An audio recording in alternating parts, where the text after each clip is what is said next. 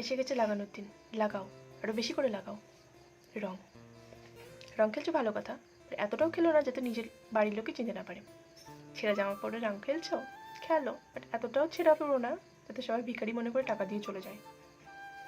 আমি দেখেছি এই রং খেলার সময় যখনই আলমারি খুলে রং খেলার জন্য জামা বের করতে যাই, প্রত্যেকটা জামাই নতুন মনে হয়।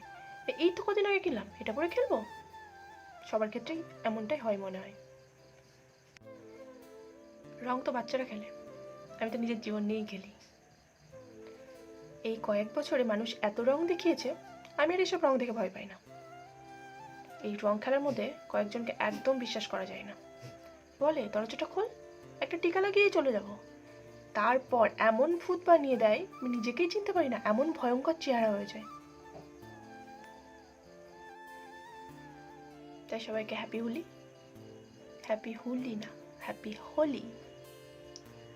আরেকটা কথা, কেউ বাইক খেয়ে মদ চালাবেন না। টাটা।